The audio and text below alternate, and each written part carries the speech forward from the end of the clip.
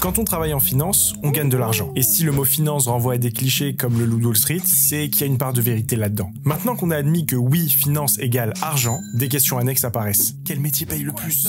Finance de marché ou d'entreprise? En vrai, finir à 2 heures. Mais la question principale se résume en un mot. Combien? Dans cet épisode de Première Classe, on reçoit Agathe. Agathe, c'est 2 ans de prépa au lycée Saint-Louis, un diplôme d'HEC Paris et surtout 3 ans de finance en asset management à Londres. Et aujourd'hui, elle nous fait l'honneur de nous éclairer sur le monde de l'investissement. Après un séjour très rémunérateur, que ce soit en termes de connaissances ou de thunes, elle en est bien revenue avec quelques leçons. Entre conseils de carrière, conseils financiers, burn-out et quête de sens au travail, on est persuadé que l'épisode te plaira. Comme d'habitude, si ça te plaît, n'hésite pas à t'abonner parce que déjà ça fait super plaisir à Simon et à moi. Et surtout à nous le dire en commentaire, ça aide pour le référencement et donc ça aide pour la survie du podcast. Bonne vidéo! Bienvenue dans Première Classe. Écoutez, on est super heureux de vous retrouver aujourd'hui avec Simon et nous avons Agathe en invité. Fun fact, je commence, mais Agathe a été colleuse au lycée Saint-Louis où j'étais, donc je l'ai déjà eu de l'autre côté de la table à me cuisiner sur des questions de géopolitique. Donc on est très content de la recevoir aujourd'hui avec Simon et je suis sûr que cet épisode va vous plaire. On va te laisser te présenter en quelques mots avant de commencer l'épisode. D'où tu viens en quelques mots, ce que tu veux, quel type d'enfant t'étais, qu'est-ce que tu fais aujourd'hui. Il n'y a plus d'édito dans Première Classe. Oh, il n'y a plus d'édito. Bonjour à tous. D'où je viens? Je viens de Marseille. À l'instant, je suis arrivée il y a quelques jours parce que maintenant je vis entre Paris et Marseille. Donc j'ai grandi en région parisienne.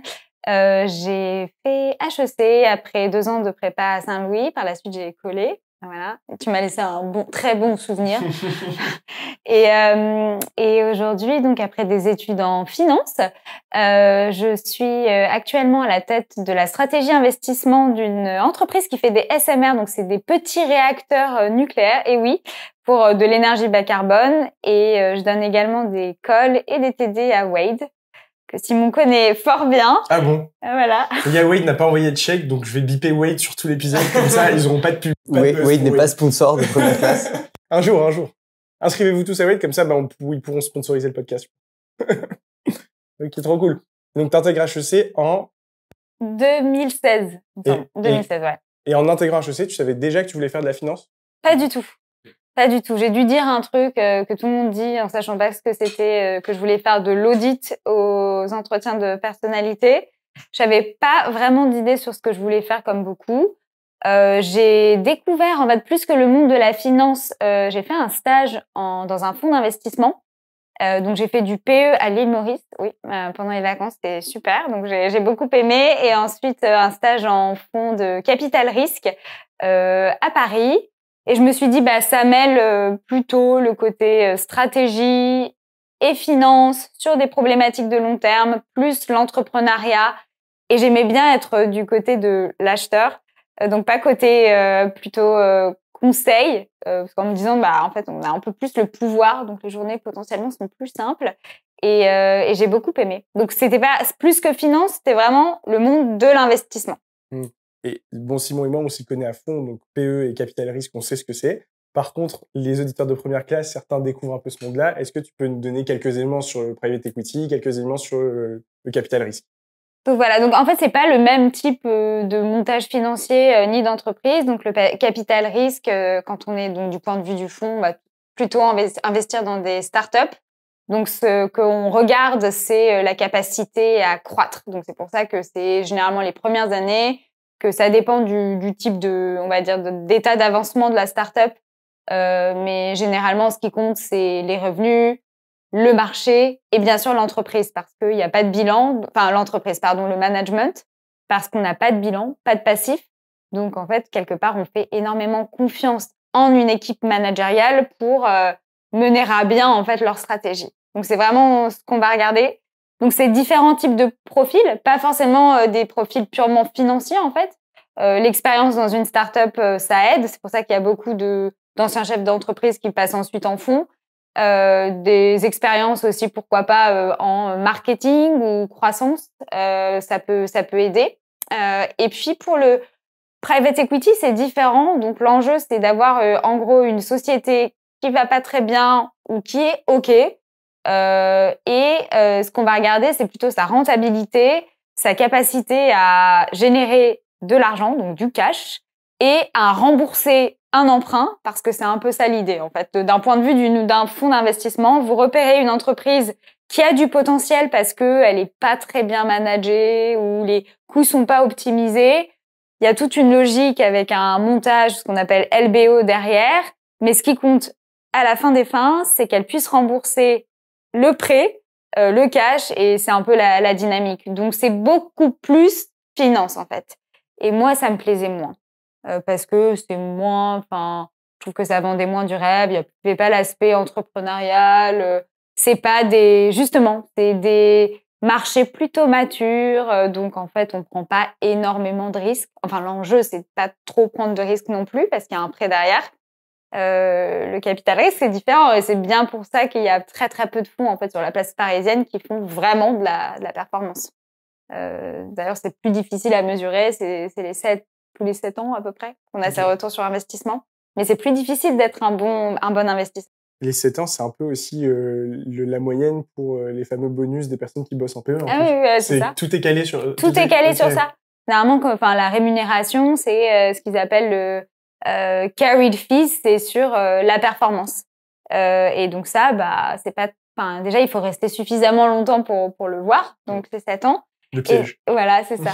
Et en fait, sinon, c'est un métier sympa parce que vous avez ce qu'ils appellent le management fee, c'est juste je te confie mon argent pendant la durée de ton fonds et peu importe la performance que vous faites, vous allez ponctionner un certain pourcentage pour faire tourner le fonds.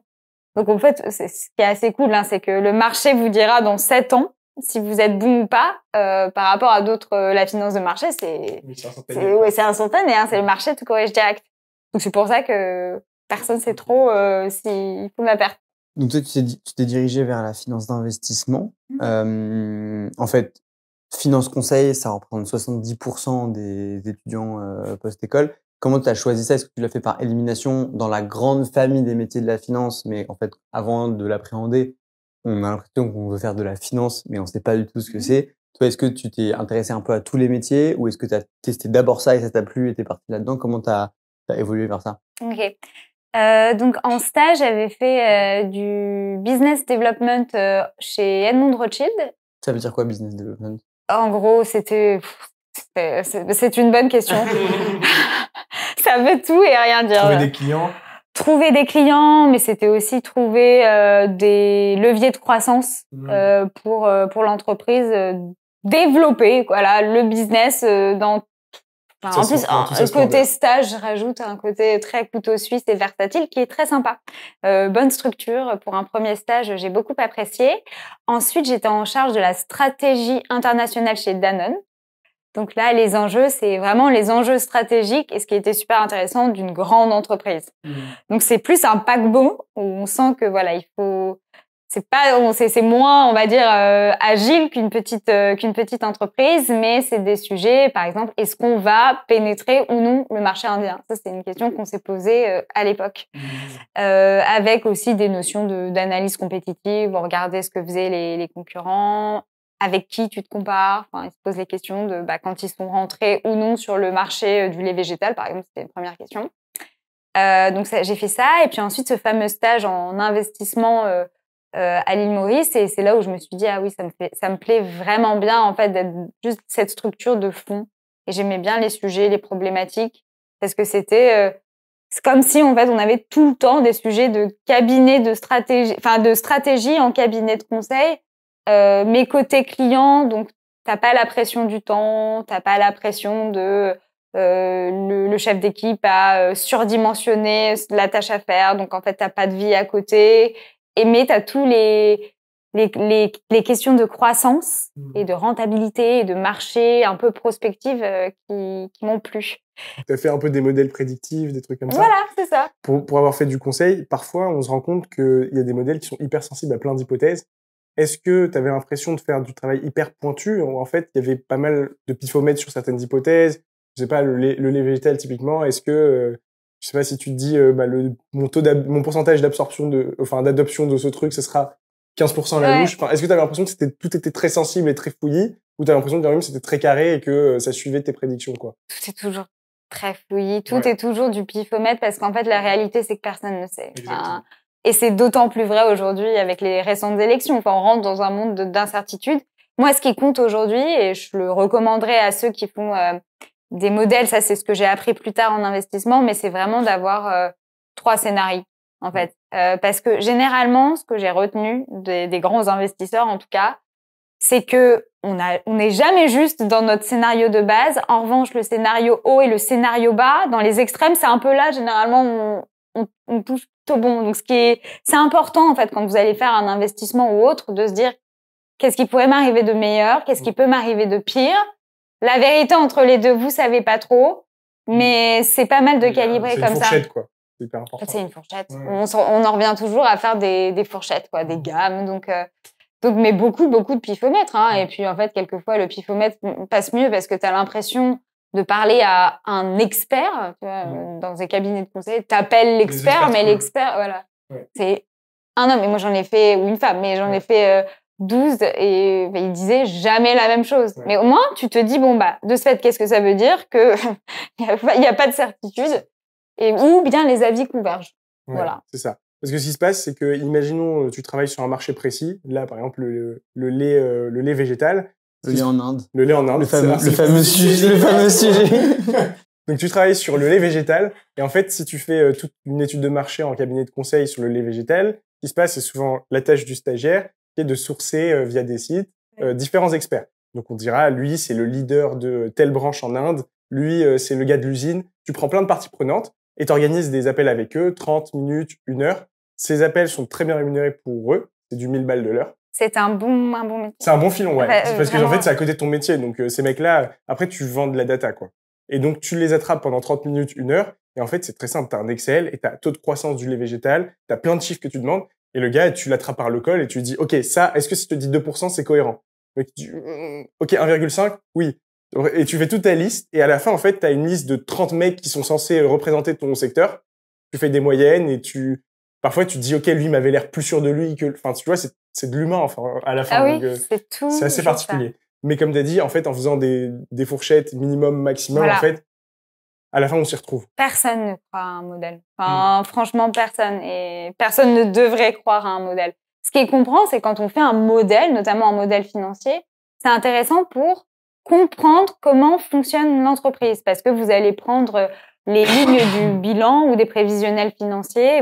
Comment elle fait de l'argent? C'est la première question qu'on se pose. C'est comment ils font de l'argent? Parce que c'est un peu la question principale. Et après, pour les prévisions, bah oui, ce sont des hypothèses et ça vaut ce que ça vaut, quoi. Et du coup, après, diplôme d'HEC. Voilà, bah donc en fait, je me dis j'aime bien l'investissement, spécialisation en finance parce que j'ai fait un double master avec la Bocconi. Et là, ça a été pareil du pifomètre, hein. Vraiment, rien ne me prédestinait. C'est simplement, je voulais faire un double diplôme. J'aimais bien l'Italie parce que j'avais étudié l'italien. J'ai regardé le catalogue d'options. Il y avait non mais honnêtement, il y avait culture, etc. Et je me suis dit oui, j'adore la culture, j'adore l'art, mais je vais laisser cette place à quelqu'un qui veut vraiment en faire son métier. Je suis bien contente parce que ils ont pu travailler la mode, etc. Et aujourd'hui, ils bossent dedans. Sinon, c'était, je sais même plus ce que c'était. Ça devait être management international, mais j'en pouvais plus de ces intitulés. Et après, il y avait finance. Et je me suis dit, pourquoi pas? J'ai fait oui, non, vraiment, j'ai fait 2-3 appels en me disant, au pire, ça va me donner des compétences qu'on appelle dures, quoi. C'est-à-dire un peu moins de, voilà. Un peu moins de bullshit. Un peu moins de bullshit. Okay. Et, bon, bof, résultat, si, parce que techniquement, je sais faire de l'économétrie niveau 2. Peu importe ce que ça veut bien dire. C'est quoi, c'est un système international? Économétrie niveau 2? Je sais pas. Je sais plus, c'était... C'est ton permis piéton de l'économie. Genre C1, C2 comme les langues, honnêtement, j'ai rarement autant bossé que pendant la Bocconi. Vraiment. Okay. Je me suis reposée sur mes lauriers premier semestre. Deuxième semestre, en plus, confinement. Donc, mon expérience a été avortée assez vite. Enfin, c'était... Vous savez, le genre... il y a eu pas mal d'articles dans les journaux pour dire oui, certaines écoles mettent en place un système de vidéosurveillance. Vous devez faire... Ouais, c'était la Bocconi. Ah ouais. Donc, je faisais le tour de mon bureau, limite. Enfin, je montrais tout pour montrer que j'avais pas des fiches sur mon mur, quoi. On devait faire ça aussi. Pas de calculette en finance. Pas de mais même pas de base. Ok. Mais comment tu fais pour des puissances et tout Bah, t'avais pas, mais de ce fait, Ouais. même pour faire Un truc cohérent, en fait, l'examen courbes, était pas cohérent. fallait faire, t'avais à moitié pas le droit au brouillon, alors que pour faire des graphes, parce qu'on faisait des actions, des options, donc faut voir combien tu peux gagner, perdre au maximum, enfin, ce genre de trucs. Bon bref, donc ça a été pif pour choisir la Bocconi. Et t'as vu une différence d'enseignement entre Bocconi et les business schools HEC? Oui. C'est beaucoup plus... déjà, les élèves sont plus stressés. Ok. Tu sens qu'en fait, étant donné qu'eux, ils n'ont pas, comme nous, en fait, cette espèce de présélection et après, en fait, en école, tout se vaut. Enfin, ok, certains ont eu A, certains ont eu D, mais bon, on te demande pas tes notes. Dans d'autres pays, ils te demandent tes notes en école. Donc, tu as une compétition pour avoir le fameux A ou A+. Ce que tout le monde n'a pas. C'est forcément que les 20%. Exactement. C'est une gaussienne. Et ils demandent. Enfin, ils demandent, en tout cas, parce que beaucoup en Italie font de la finance après. Ils vont demander. Le transcript des notes. Exactement. Okay. Combien t'avais, etc. Même ton classement, je pense, par moment. Et donc, bon, déjà, ils taffent beaucoup plus. Mais vraiment, ils ont des salles qu'ils appellent les bunkers à la Bocconi, où c'est sous-sol, l'horreur, quoi. À côté, nos bibliothèques, c'est cool, hein. Et c'est beaucoup plus scolaire. Donc, ils allaient voir le professeur pour leur dire est-ce que vous pouvez nous donner, en fait, quelque part, l'exercice qui va tomber le jour du DS. D'accord. Donc, moins des business aussi pour après, quoi. Voilà, c'est ça. Donc, vraiment très, très scolaire. On apprend, on travaille. Paniquer, en fait, s'ils n'ont pas exactement le même exercice qu'ils ont déjà travaillé. Tu vois, c'est pas tant comprendre la méthode, c'est vraiment appliquer. Et bon, ça, je sais pas si c'est les Italiens et tout, mais ça m'a vachement surprise. Peut-être que j'aurais dû le faire plus, hein. Vous allez me dire, c'est la même chose dans nos écoles, mais ils allaient systématiquement voir les profs pour leur demander après un peu marchandage pour augmenter leurs notes, quoi. Ah oui. Tellement c'est important. Mais c'est italien, ça. C'est un mode de marché, quoi. C'est un petit billet ou un petit pistolet sous la table. Pas des sales notes, mais vraiment juste, quoi, parce que j'avais visé. Là, pour le coup, je l'ai joué. Je suis en Italie, je profite. Allez, on vise quand même le C et tout. Et c'était vraiment des choses genre, si tu bosses pas, tu bosses pas. Enfin, là, t'es obligé de travailler un peu le côté je fous rien, mais j'ai des bonnes notes, non, ça marche pas. Mais c'est blanc ou noir, quoi. Tu sais ou tu sais pas. Voilà, c'est ça. Et je les voyais à la fin des partiels aller voir les profs et marchander. Et ça a marché. C'est drôle, les différences culturelles. Moi, je l'ai fait une fois. Je fais une confession. C'était 2e année d'HEC et j'avais jamais eu de rattrapage. Finalement, j'ai eu un seul rattrapage à la fin d'HEC, j'avais pas eu de rattrapage. Et il y avait un cours de supply. Supply chain, en gros, c'est de la logistique un peu horrible. Enfin, il y a des gens qui aiment bien. Moi, je trouve ça horrible. Merci d'exister. Hein, oui, c'est hyper pratique, mais c'est vraiment se casser la tête, quoi. C'est Amazon. Ouais, c'est en mode, t'as plein de process en même temps et en fait, t'as des durées par process et donc il faut savoir d'où viennent les goulets d'étranglement. Enfin, il y a des formules, c'est très technique. Et je pense que j'ai pas mis un seul pied à ce cours-là, alors que le prof était super cool et tout. Et à la fin, il y a le partiel qui tombe. J'étais vraiment à côté de la plaque. Et je vois le partiel et je sais que... Tu sais que c'est mort. Je sais que c'est mort. Je bidouille des trucs, j'écris vraiment. Et tu sais, on avait même un projet de simulation en ligne. Genre, je me suis connecté la veille, j'ai fait des trucs, c'était nul. Enfin, l'usine a cramé, quoi, dans la simulation. Enfin, nul. Je sors du partiel, je prends mon mail, j'écris un mail de fou au prof en disant, ouais, le confinement, ça m'a eu... je me sens pas bien. J'ai vraiment fait la carte de... Je suis désolé, j'ai négligé, mais j'ai pas envie d'aller je veux pas aller en rattrapage et tout. Et le mec, il m'a dit, t'inquiète, on a eu des consignes, comme c'est chaud, on mettra pas en dessous de D ou je sais plus quelle note pour passer. Et j'ai eu vraiment cette note-là, c'est-à-dire que mon truc était vraiment vide, quoi. Tu vois, voilà. Et la Bocconi, non. Et j'ai eu, dis-toi bien que pour un truc, moi aussi, jamais de rattrapage. Ouais. Franchement. Et là, ça m'est arrivé. En plus, j'ai dû bosser pendant les vacances. Enfin, l'horreur, c'est la première fois de ma vie que ça m'a traumatisée. Comme ça. Ouais, que j'ai été au rattrapage comme toi. Et franchement, ça m'a surprise toute seule. Il fallait avoir, je crois, 18 sur 31. Donc, on est au-dessus de la moyenne. Hein. J'ai eu 17 et ils m'ont pas laissé. Ah ouais? Non. Mais t'avais qu'à négocier. Fallait ramener des trucs au prof. J'ai envoyé un truc. Fallait ramener des gâteaux. J'ai envoyé, mais ils s'en foutent. Je pense parce que aussi t'as pas un nom italien. Enfin, vraiment, j'ai été choquée, quoi. Confinement ou pas confinement, cours ou pas cours, distance ou pas distance, choc émotionnel. Enfin, rien. Donc ça j'ai appris ça de l'Italie, j'adore, hein, mais... Après, sur la différence de comportement des étudiants à l'étranger et des étudiants francophones, surtout post-prépa, t'as juste à être sur le campus d'HEC et t'ouvres la bibliothèque, y a pas un francophone. Enfin, je veux dire, si, il y a peut-être un francophone, c'est un Québécois, quoi. Je veux dire, il y a pas de francophone post-prépa qui... Je me souviens, compta, je suis allé genre à 1h du mat la veille pour le partiel, parce que compta, en fait, t'apprends et c'est bon. J'étais le seul, quoi. Donc, vraiment, le seul. Après, 1h du mat. Même parce que j'avais des trucs à rattraper. Ouais, ok. Mais c'est passé, hein. Et sur un autre fuseau horaire. Et elle était ouverte? Elle est ouverte. Elle est 24/24. Bibliothèque d'HEC. Ils ont de l'espoir. Ouais. C'est beau. Non, mais il y a beaucoup, tu rigoles, il y a beaucoup d'internationaux, hein. Ah, je peux dire que il y a des pays pendant que nous on est au pot, ça se sabasse. Ils restent sur le fuseau horaire ouais, c'est asiatique. On va dire que c'est ça, parce que franchement, c'est triste. Ok, et donc après, tu fais ça, et donc assez scolaire finalement dans l'enseignement sur la finance, et tu te dis, je vais continuer en fonds d'investissement. Mais c'était une vocation ou juste tu disais c'est cool? C'est cool, c'est cool, j'aime bien l'invest, même à titre personnel, je me voyais bien dans les... C'est amusant, quoi, c'est ludique. Ouais, j'aime bien. Ouais.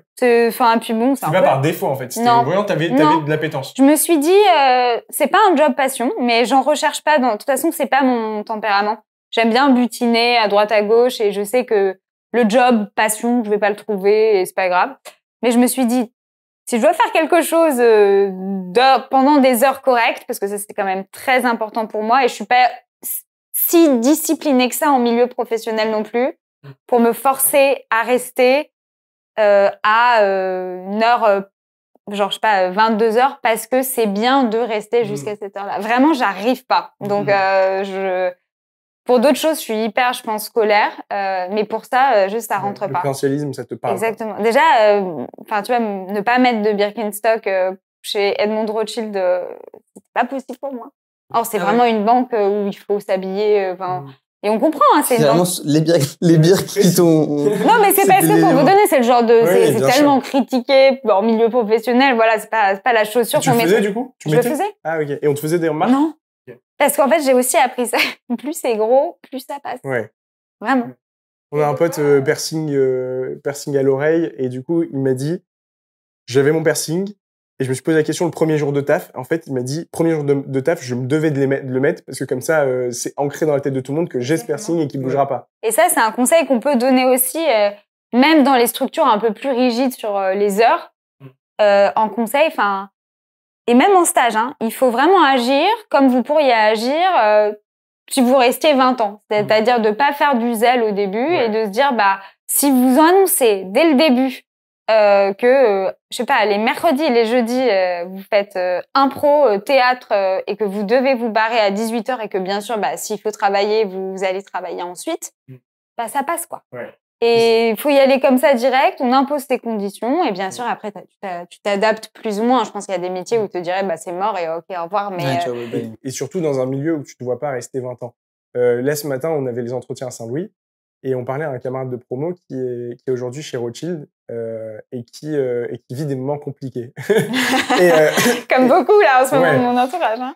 Et donc on discutait et comme j'étais en conseil chez Bain, etc., je lui expliquais que ce que je faisais avec mon manager, moi après j'étais plutôt efficace. Donc moi ça va, je suis pas du genre à rester à m'endormir sur ma chaise. Mais quand à 20h le manager passe et me dit il me faudrait je sais pas 6 slides, moi ce que je faisais c'est que je faisais un récap, je disais ok tu veux ça très bien, et je lui faisais comprendre, je lui dis est-ce que ça vaut le coup que je reste jusqu'à 1h pour ça? Enfin, je le tournais pas comme ça, mais je disais, en gros, ça implique 4 heures de taf. Est-ce que si demain c'est à 11h dans ta boîte mail, c'est bon, ou il faut que je reste?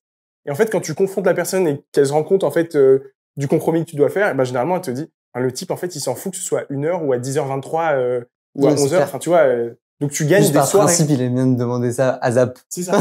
Mais, j'ai un pote comme ça qui est au BCG, et lui, c'est sa doctrine. Il ne fait que ça. À chaque fois, il dit au manager, ça implique ça. Est-ce que c'est bon pour toi ou pas? Et en fait, le type, il a un Excel, bon, il est fou, hein, mais il a un Excel de ses horaires de sortie depuis 1 an et demi, et ça a dépassé une fois 21h. Par contre, c'est vraiment un truc de fou furieux de faire ça. Ouais, il fait ça. Mais c'est rusé de poser des questions. C'est en mode de faire comprendre à la personne ce que ça implique, en fait. De mettre les personnes devant leurs conséquences et vas-y, dis-le-moi que t'as envie que je reste jusqu'à 1 heure parce que bon, hein. Là, c'est plus, ils le disent jamais comme ça. Hein. Est-ce que tu peux rester jusqu'à 2h de maths pour me faire des slides que je lirai demain soir, peut-être? Ou demain 15h. Voilà, c'est ça. Mais généralement, ça passe. Et je veux Non, dire, t'as raison. n'ayez pas peur. En fait, tant que vous faites du bon taf, tant que, en fait, vous trichez pas sur le côté, enfin, tu vois, généralement, quand tu finis tard, c'est soit t'as mis vraiment du temps à faire les trucs, soit, la somme de travail était conséquente. Et dans ce cas-là, c'est OK de la déporter sur le lendemain. Je veux dire, ça va tuer personne. On sauve pas des vies. On n'est pas, médecin. oui. Je veux dire, c'est des slides, quoi. Donc toi, tu continues en finance et pas n'importe quelle finance. Le fonds capital risque dont on parlait, donc investissement mais dans des jeunes pousses, ça me plaît beaucoup. J'aime bien ce mot. Jeune pousse, ça Jeunes fait sympa. pousses, voilà, pas start-up. Et ensuite, en fait, je me voyais rester là et là, hop, ce mail, opportunité comme ça. Donc en investissement, un fonds. Un programme pour jeunes diplômés, donc les fameux graduate programmes. Donc là, on est à Londres et dans de l'asset management. Donc là, c'est encore un autre type de fonds. Pourquoi? Parce qu'on n'est plus dans des entreprises privées, c'est des entreprises publiques. Donc si vous ouvrez un PEA et que vous achetez des actions, c'est ce type d'entreprise. Donc je parle CAC 40, quoi, par exemple, hein, donc Total, Sanofi, voilà. Peut-être petite précision, la distinction public-privé, c'est anglophone, ça veut pas dire c'est des entreprises publiques type SNCF. C'est une action privée, c'est une action qui est pas cotée sur les marchés, voilà. Alors qu'une action publique, c'est une action qu'on peut acheter sur les cours, donc CAC 40, etc. Donc il y a une plus forte liquidité par rapport à le private equity. Ça veut pas dire que toutes ces entreprises privées, au sens SAS ou statutairement appartenant à des actionnaires, mais je pense que c'est pas forcément clair pour tout le monde. Oui, exactement. non, c'est sûr. non. Ouais, Total est pas encore. Ouais. Donc voilà. Et honnêtement, je me suis dit, est-ce que donc c'est de l'investissement. Londres, je m'y voyais pas forcément y aller, mais bon, c'est une ville super dynamique, hyper riche, enfin culturellement super ouverte. Il fait moche, mais bon voilà. Je me suis dit pourquoi pas. Le genre d'entreprise, c'est-à-dire donc des entreprises qui sont cotées sur les marchés, c'est tout de suite une autre typologie d'entreprise. C'est des entreprises bien plus matures en fait. Hein. Donc typiquement, on va aussi, c'est le genre d'entreprises qui peuvent verser des dividendes, donc qui dégagent des excédents plutôt stables. Donc on a les géants de l'alimentation, les groupes pétroliers. Donc c'est une autre type. Vous ne parlez pas à les jeunes. Le fondateur d'une start-up qui fait des choses que personne n'a fait et un peu encore risqué. Là, c'est censé dérisquer. Pourquoi? Parce que c'est pas de l'argent trop, entre guillemets, que certains investisseurs vont mettre dans un fonds.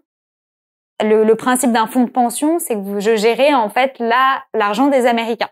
C'était un fonds américain qui avait des bureaux en Europe pour commencer à investir en Europe. Donc, vous faites plus gaffe, en fait, tout simplement, parce que l'idée, c'est que les Américains, ils sont quand même très éduqués à la finance, donc cette logique ils investissent, en gros, comment ça fonctionne là-bas, c'est que tu vas avoir une espèce de représentant qui agrège, on va dire, 60 000 par là, 60 000 par là, 60 000 par là dans des poches, et ensuite, nous, on est chargé d'investir ces poches. Et donc, mine de rien, ça faisait un fonds quand même avec 3 000 milliards de gestion, plus que le PIB de la France. Donc ensuite, quand on devient investisseur, donc moi, le but de ce graduate programme, c'était de devenir investisseur. On vous donne une industrie, un portefeuille. Donc typiquement, vous allez commencer avec 100 millions quand même. Hein. Une personne qui gère 100 millions. En arrivant. Ok. Il n'y a pas de phase un peu comme sur eToro, de virtuel pour tester un peu, c'est direct, quoi. Non. Il te met de l'embain parce qu'en vrai, la vérité dans l'investissement, c'est t'apprends en faisant. Ok. T'apprends en faisant. Et donc, toi, d'emblée, t'avais 100 millions à gérer. Et non, pas encore. Ah, ok. Nous, c'était ce graduate programme quand même. T'apprenais à la fin ok. Normalement, c'est le genre de carrière, c'est plutôt après 10 ans, 15 ans d'expérience ailleurs. Ah, qu'on te file ces 100... Exactement, que tu peux rejoindre Capital, mais ils n'avaient pas de jeunes diplômés. Okay. Pas du tout la même logique que les cabinets où c'est... Donc, c'était un nouveau programme. Toi, t'es un peu dans... C'est un nouveau programme. Okay. Ils se sont dit, en fait, on galère tellement à recruter. Parce qu'en fait, ils ont envie qu'on soit sensibilisé à la culture Capital. C'est le groupe s'appelle Capital Group. C'est un équivalent de BlackRock, en fait. et c'est une bonne stratégie. On préfère les former en interne parce que pour eux, la culture, l'humilité de l'entreprise, c'est assez important. Et je pense aussi, juste ça coûte très cher de débaucher, en fait. Bien sûr. Voilà. Parce que la personne vient souvent avec ses contacts, son réseau, c'est ça que tu payes. Hein. Et voilà, de pas n'importe quelle industrie, mais donc autre monde, en fait, de la finance. Et donc tu nous expliquais que tu avais plein d'Américains qui cotisaient, enfin qui mettaient leurs fonds à disposition. Est-ce que parfois dans les films et tout, t'entends la caisse des ouvriers du charbon du Minnesota et ils font leur truc de retraite? C'est plein de petits fonds de pension comme ça qui sont... Okay. Je pense que moi, j'avais pas cette visibilité, cette granularité-là, mais c'est ça. Okay. C'est pas un riche investisseur ou même comme certaines banques privées où vous placez parce que vous avez bien réussi, vous avez vendu votre entreprise, 3 millions, etc. Là, l'idée, c'est pour ça c'est le pouvoir du nombre, en fait, mais c'est pour ça que c'est aussi... il y a autant de fonds sous gestion, c'est que ce sont les retraités américains. C'est-à-dire qu'en fait, quand tu te trompes là-dessus, l'impact en termes de vie humaine, il est énorme. Quand c'est un multimillionnaire qui investit, c'est sur une personne, même si monétairement c'est pareil. Mais là, c'est-à-dire que tu as plein de personnes qui perdent leur retraite. Quoi. Et pas forcément des personnes très aisées. Ouais, bien sûr. Bien sûr, mais c'est un autre modèle de gestion des retraites qu'on n'a pas du tout en France. Donc c'est pour ça que quelquefois c'est plus compliqué pour nous de comprendre. Mais... Oui, c'est vrai que c'est pas du tout commun. Mais ce qui fait que en fait, tu es un peu aveugle sur le type d'investissement en dehors de l'aspect financier. Ouais, parce qu'en fait, eux, ils s'en foutent que ce soit dans des clopes ou dans... C'est ce que j'allais dire. Et c'est pour ça que vous avez en ce moment pas mal de fonds qui se sont désengagés. Alors, je pense que c'est aussi lié à l'actualité pour rentrer dans les clous, etc. Mais de leur engagement, en fait, pour ne plus investir dans des industries non marquées du sceau du développement durable, on va dire. Parce qu'en fait, ils ont eu certains clients américains qui disent en fait, nous, ce qui compte, c'est on vous a jamais demandé de sélectionner avec vos biais nos investissements.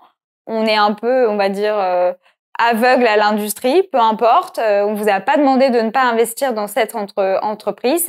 Si cette entreprise qui fait que du pétrole, qui fait que du charbon, par exemple, ou que du sucre, a des retours sur investissement, vous n'avez pas le droit avec vos biais, ne pas investir dedans. Et donc parce que il ne faut pas être biaisé. Et c'est ce qui est difficile. Et c'est ce qui est difficile aussi quand on a un tempérament assez cru ou des valeurs, ou c'est qu'en fait, et c'est aussi pour ça que je suis partie, c'est que du jour au lendemain, on peut vous donner une industrie. Moi, j'ai travaillé, et je le dis, en toute honnêteté, sur l'industrie du tabac. Donc, j'ai pas investi et j'avais pas spécialement recommandé de ne pas investir ou autre. Mais si tu fais bien ton travail et tu te dois de bien le faire, simplement parce que c'est ton mandat, si tu ne peux pas ne pas prouver que cette entreprise, elle a pas d'avenir ou t'es obligé, il n'y a pas de raison que tu n'investisses pas, en fait.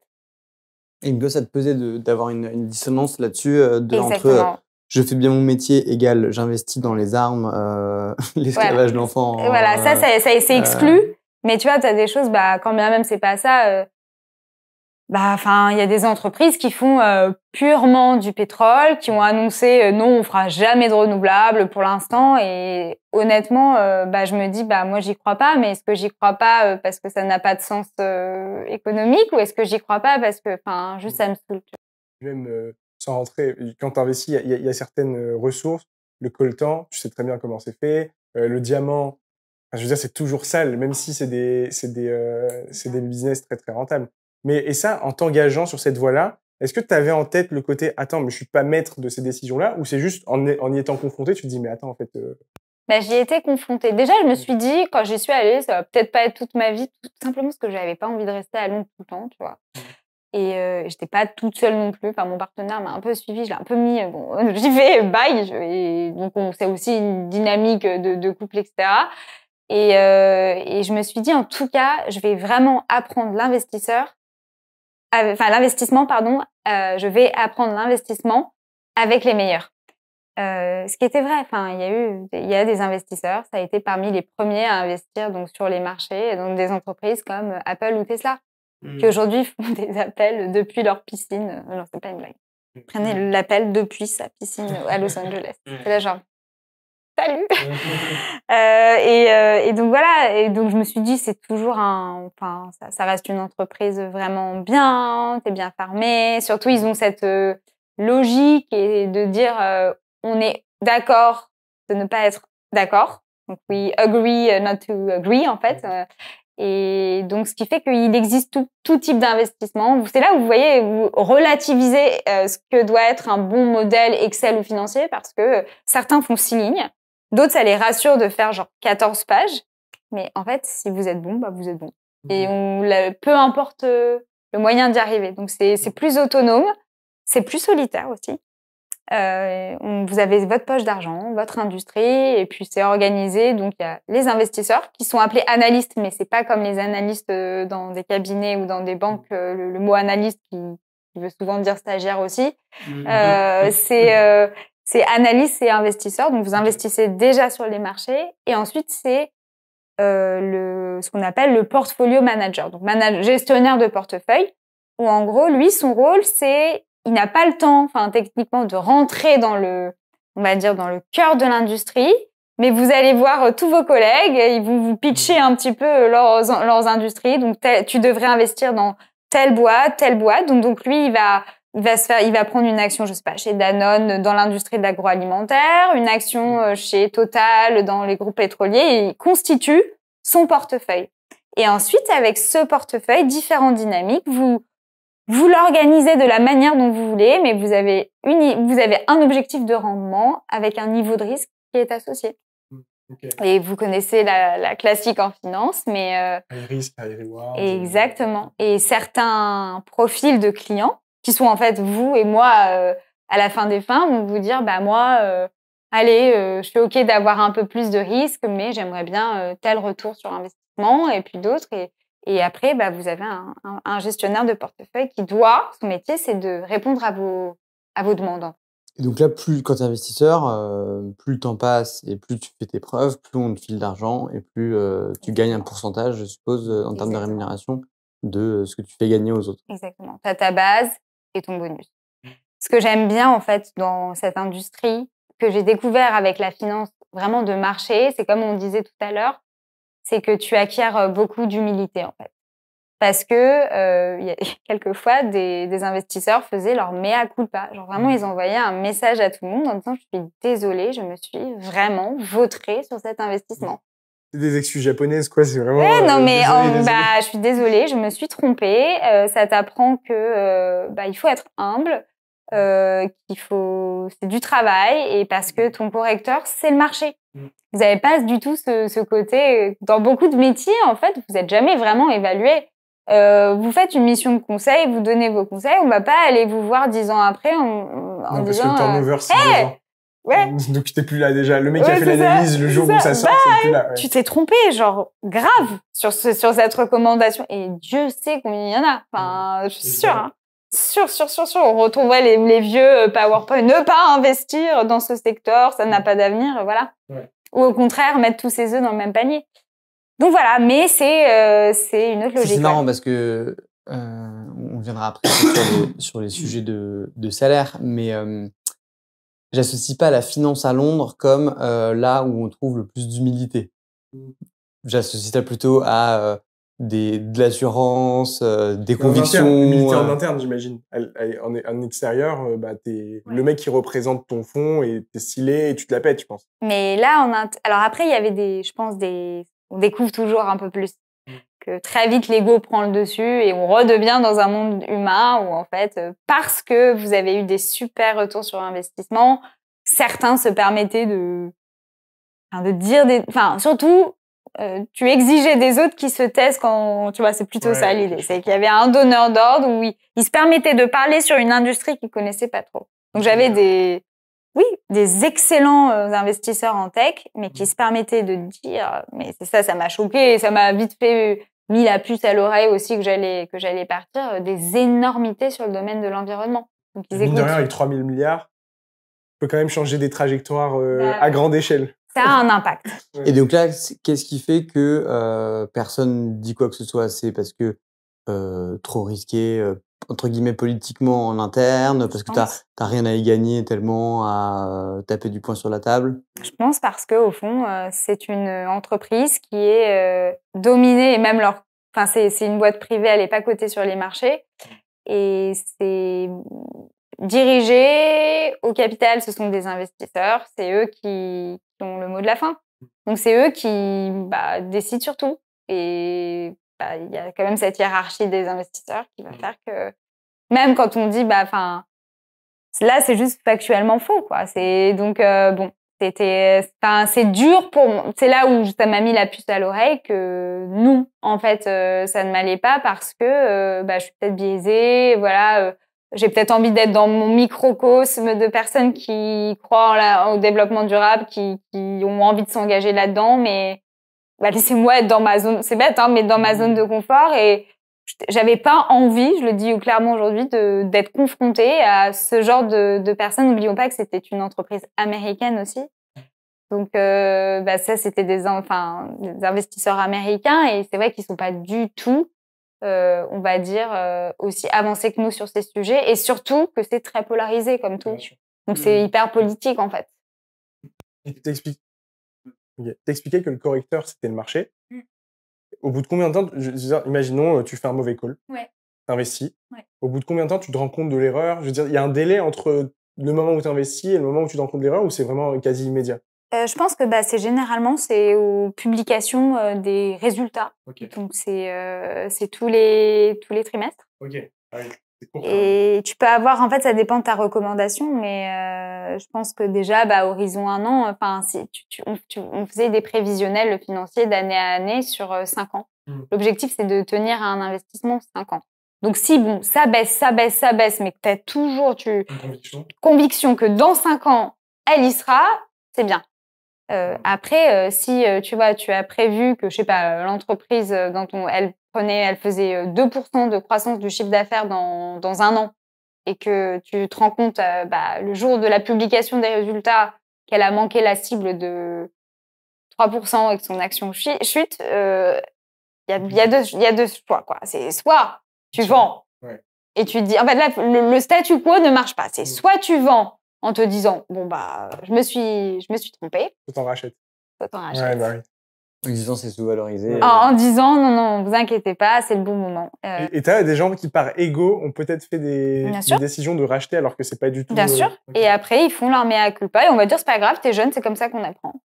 Et généralement comment ça a fonctionné parce que je me demandais quand même, il y a bien un moment où si juste t'es mauvais quoi. Enfin tu vois, tu sors. Bon, au bout d'un combien de temps tu sors et ils te donnent généralement 2 ans. Ok. Donc si pendant 2 ans tu fais de la merde, tu sors. Ouais, mais ce que je trouvais assez cool. Bah oui, 2 ans, c'est ok. C'est quand même ok. Et puis bon, ça dépend aussi combien tu gères, mais là on parle minimum tu gères entre 60 et 100 millions. Donc. Et vous avez une sorte de système de notation parce que t'as 100 millions. Tu peux faire, je sais pas, peut-être que t'as 30 millions où t'as fait de la merde, mais le reste t'es en surbénéf. C'est quoi, c'est un package global où chaque investissement est passé au crible ou c'est la personne? C'est tout. Ah, c'est toi, ta personne était C'est sur ton industrie, t'investis, voilà. Ok, très bien. Et ça, là-dessus, à quel point l'intelligence artificielle va balayer ces métiers-là puisque, en fait, c'est des métiers où, de ce que je comprends, l'ego et l'humain est quasiment le principal risque. Est-ce que je veux m'entêter? Est-ce que j'ai un biais, etc. De fait, une intelligence non biaisée, donc artificielle, pourrait pas automatiser et permettre à un gars bon de faire le travail de 10 analystes ou investisseurs. Je sais pas, parce que tu vois, c'est vraiment le genre d'entreprise où déjà tout est public. Donc techniquement, tu as la même information pour tout le monde, en fait. Et ça a toujours été le cas. Alors oui, peut-être que l'intelligence artificielle va te permettre de synthétiser l'information assez rapidement. Et si tu t'en tiens simplement aux recos, mais c'est comme, tu vois, tu as des brokers, donc ce sont ceux qui font les liens entre, en gros, les actions et les investisseurs pour te dire, fais ci, ils font leurs recos, achète ci, vends ça, machin. Bon, en soit, on a tous la même info, et maintenant, ça va être, quelle hypothèse tu mets dans ton modèle, tu vois. Et l'idée, c'est quand même de faire... c'est comme un concours, si tu veux, c'est de faire mieux que le marché. Donc, si on a tous accès à la même information, tous accès aux mêmes recommandations de l'intelligence artificielle, ça change pas grand-chose. Ce qu'il faut après, c'est de l'intuition, de croire. Et c'est pour ça qu'il y en a pas tous les 5 matins des Warren Buffett, en fait. Hein. C'est clair. C'est des personnes qui vont dire, où ils voient des choses que les autres ne voient pas à ce moment-là, où ils ont l'intuition quand même, en se disant, en se projetant un petit peu, ça va, ça va pas. Et puis, certains vont dire non, j'investis pas dans cette... Enfin, il y a différents modèles d'investissement, mais je pense que ça va pas changer grand-chose non plus. Et surtout mais ça c'est, on va dire, le point commun, on est dans un monde très humain et que ce qui compte beaucoup aussi, c'est l'équipe managériale. Et ça, tu le vois, c'est ce qu'il disait en réunion. C'est pour ça que c'était pas terrible aussi le confinement, parce qu'il rencontrait plus les dirigeants. Et vraiment, tu le sens. Enfin, c'est quand même le président, le directeur général qui a les rênes, quoi. Donc, est-ce que tu as confiance en lui? Est-ce que justement tu perçois trop d'ego en te disant, cette personne va peut-être s'arc-bouter sur une décision là où elle aurait dû arrêter pour de l'ego, donc c'est pas bien parce qu'elle est pas à l'écoute du marché. Moi, j'en ai fait pas mal de réunions avec des équipes et tu dois les juger, en fait. C'est toujours pareil. Donc là, c'est de l'humain et je pense que là-dessus... Là-dessus, sur l'humain, d'un point de vue technique, du coup, comment ça se passe en termes d'ambiance, en termes d'horaire, en termes de salaire, même pour toi, toute cette période, du coup, t'y restes combien de temps, enfin, pour avoir une vision un peu de quelle était ta vie, toi, à ce moment-là, factuellement? Factuellement, donc en fait, j'y suis restée je suis rentrée en 2021, donc pendant 3 ans, jusqu'en 2024. Donc c'était un système au début, donc dans le graduate programme, de rotation. Donc on faisait des rotations dans différentes unités d'investissement. En termes de salaire, c'est super compétitif, hein. Franchement, parce qu'ils essayent de toujours viser le top 3, qui est assez haut en Angleterre, hein, parce que la vie est aussi très très chère. Ouais. Ça, les loyers à Londres sont horribles. Horribles, ouais. Ouais, horrible. C'est-à-dire, t'as une colocation miteuse, t'es déjà à 2000 balles, je pense. Ouais, horrible. Non, franchement, c'est du délire. Et c'est là où tu vois que être à 2, que ça soit en coloc, en couple, ça change tout, franchement. Et donc, l'entrée de gamme, c'était aux alentours de 100 bonus, de 70 000 pounds. Donc, c'est assez énorme quand même. Donc, à peu près, c'est quoi, sur le taux de 2021? 15, 80 000 euros. 80 000 euros sortie d'école. Ouais, sortie d'école, sans bonus. Et globalement. Et le bonus représente quoi? À l'époque, 10%. Okay. En fait, c'était de la performance. Mais la première année, t'as pas fait donc c'était 10%, et au max, ça pouvait être 25%.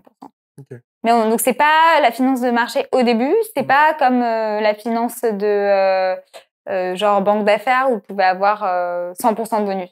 Ouais. Là, pour le coup, c'est plus... Mais c'était des bons salaires, quoi. Enfin, j'étais au-dessus, on va dire, de salaire de base de certains potes en banque d'affaires, mais moins en bonus. Mais pas du tout les mêmes horaires. Même par rapport à Londres, j'arrive pas à me rendre compte si c'est vraiment en fait hyper compétitif par rapport à un mec en finance à Paris, quoi. Je veux dire, il y a des mecs qui dépassent les 100, mais les 100K à Paris, bon, ils se font vraiment fumer pour le coup. Mais là, tu te fais pas fumer du tout.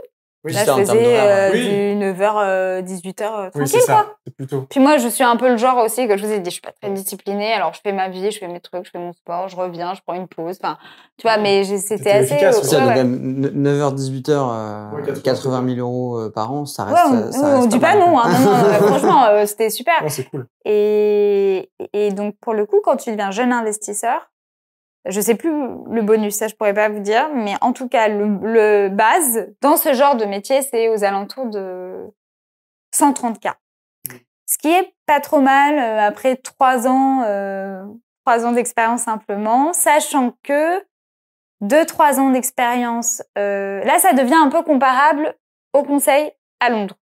Parce que il me semble qu'à Londres, après 2-3 ans d'expérience, si vous êtes bien en conseil dans un des top cabinets, vous êtes plutôt autour de 90-100K. Ce serait le niveau associate 3 ans, ce qui est pas mal en fait au bout de 3 ans. Et ça, c'est sans bonus. Et je sais pas combien ils payent un bonus. Pour le coup, les cabinets de conseil aussi, les bonus sont pas mirobolants par rapport à en finance. Hein. Honnêtement, ça dépend de leur politique. C'est du 10%, 15%. Mais ces maisons-là, comme les cabinets de conseil, c'est plus vous êtes là longtemps. Donc le sweet spot, on va dire l'endroit merveilleux chez Capital, c'est quand vous avez 5-7 ans d'expérience. Et en fait, c'est marrant. Et ça devient exponentiel. Parce que c'est la carotte. Parce que tu commences, et mine de rien, t'as un très bon salaire, qui est au-dessus de la moyenne, mais je veux dire, t'es pas dans des niveaux astronomiques que tu peux t'imaginer en mode, ouais, le conseil, c'est le meilleur truc que tu puisses faire. Et en fait, au bout de 2 ans ou 3 ans, qui est pile le turnover, en fait, les gens, ils restent 2 ans, t'as un gap en termes de promotion salariale qui est énorme. Je veux dire, tu dépasses les 100K à 3 ans, alors que t'étais à 70 ou t'as vraiment plus 30K d'un coup.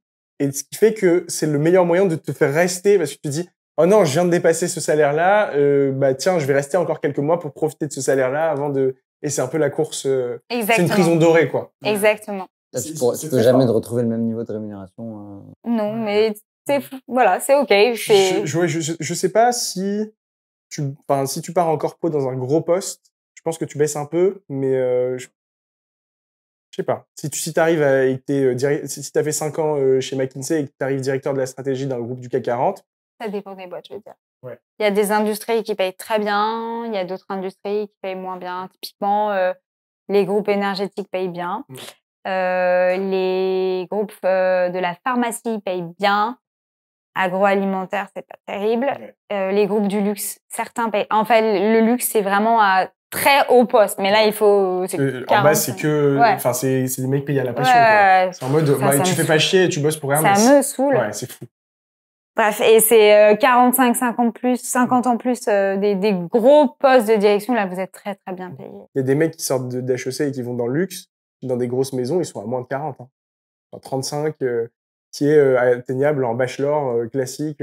Oui, bah oui, parce que bon, quand vous avez payé vos études aussi, enfin, c'est pas que pour...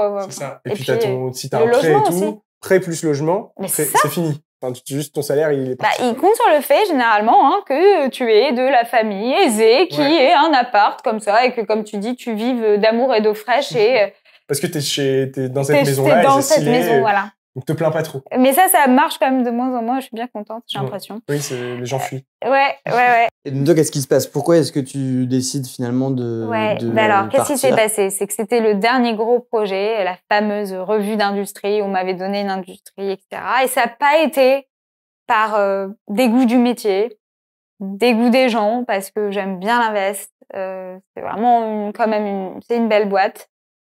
Juste, j'ai eu un mix de épuisement.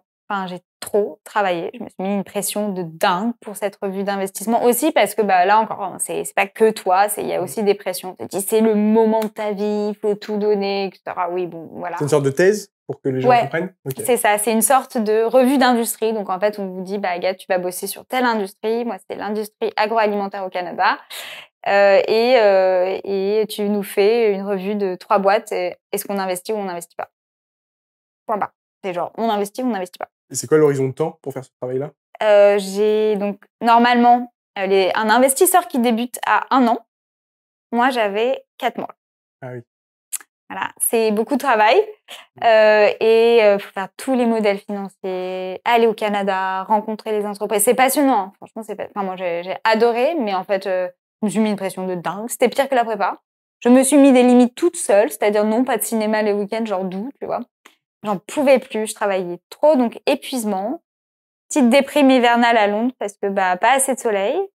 Mine de rien, c'est bête, hein, mais il y a beaucoup de personnes qui partent de Londres après 2-3 ans, donc vos amis que vous étiez fait partent, et puis vous êtes quand même loin de vos amis que vous avez rencontrés, et on reste un peu quand même attaché à genre la France quand on est loin. Donc je pense que c'était un mix dont on n'était plus très bien à Londres, même si j'aime beaucoup la ville. 2, je me sentais seule au travail parce que, comme je vous ai dit, c'est un métier assez solitaire, en fait, où on te donne alors, quand on aime l'autonomie, c'est super, mais je croyais plus aimer l'autonomie que ce que je l'aimais vraiment. Et j'aimais bien avoir un peu d'interaction sociale. Et il y a des jours, je me rendais compte que la seule personne à laquelle je parlais, c'était l'assistante qui me demandait genre comment ça allait, quoi. Le graduate, aussi, on n'avait pas de formation. Donc ça, c'est un truc que je reproche à... Là où les cabinets de conseil sont très bons d'ailleurs, c'est qu'ils vous forment. T'avais pas d'onboarding, de trucs comme ça? Une semaine, mais après ils te laissent te démerder. Donc en fait, on te laisse 4 mois pour faire. On attend des niveaux. En fait, on attend que tu donnes de vrais recos. Donc super, on va t'écouter. Et c'est vrai. Vous parliez à des investisseurs qui vous écoutent, qui attendent que ça, que vous leur donniez en fait une vision neuve sur un sujet qu'ils connaissent déjà, mais sans formation. Vous n'avez pas de formation. T'es seul. Voilà, je me sentais ultra seule. Alors que c'est quand même le but d'un graduate, de former ta future élite, normalement. Voilà. Et en fait, j'avais pas assez d'interaction sociale. Donc, je me suis rendu compte que j'étais moins indépendante, en tout cas. Enfin, juste non, que c'était pas aimer l'autonomie, c'est pas incompatible avec juste parler à tes collègues, tu vois. Que je suis pas la pro, enfin, je suis pas de celle qui va passer son temps dans les pauses café, etc. Je suis assez introvertie quand même, mais quand même, il y a un minimum. En fait, comme je vous disais, je préférais aller peut-être dans mon microcosme, quoi, que je faisais. En fait, je me suis dit, ça se trouve, je vais avoir une industrie. Où je sentais même que quand j'avais travaillé sur le tabac, même mon partenaire me disait, ah ouais, je pourrais vraiment pas, quoi. Et c'est un peu dur d'entendre ça, tu vois. Enfin, genre, t'es là, ouais, en fait, c'est pas terrible, quoi. Et puis, c'est entendable. Ouais. Surtout si toi, au quotidien, tu portes certaines valeurs, peut-être que toi, t'es investi sur certaines causes. Ouais. Et se dire, il y a une dissonance, en fait, entre l'Agathe que je côtoie au quotidien et celle qui envoie des millions sur Marlboro. C'est ça. Et jusqu'où ça va, tu vois, de se dire, oui, mais c'est bon, enfin, il faut bien vivre et tout. Je suis là, en fait, non, mais non. Et bien sûr, j'ai pas investi dans le tabac. C'était pas l'objet du tout de la mission, mais ça aurait pu. Et est-ce que je serais partie? Et c'était ça.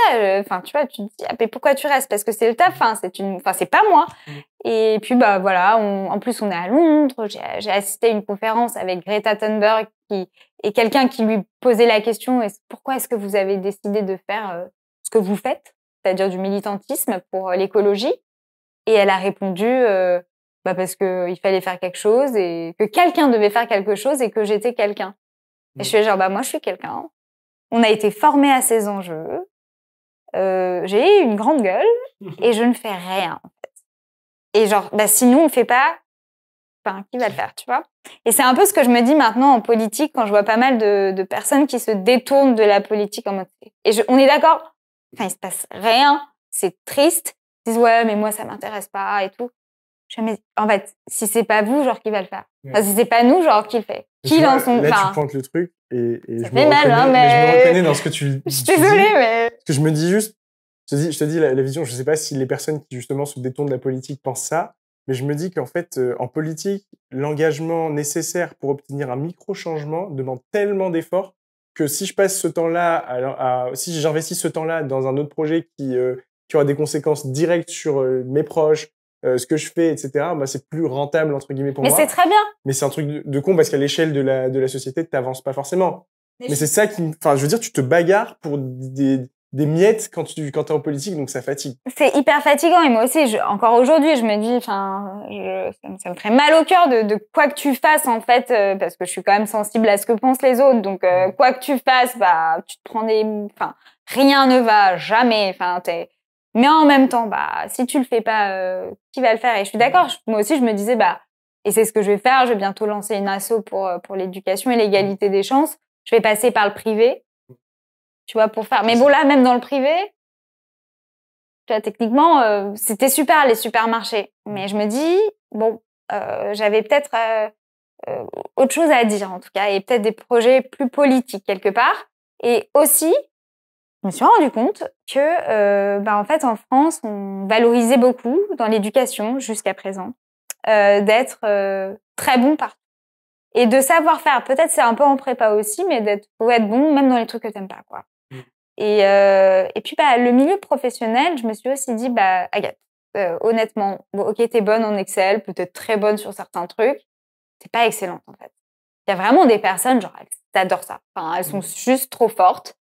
Les marchés, le comportement des actions, etc. Donc, tout ce qui est un peu plus vraiment logique de marché, ils aiment bien. Et moi, je me suis dit, il n'y a pas d'entrepreneuriat, pas trop de sens humain, pas trop de...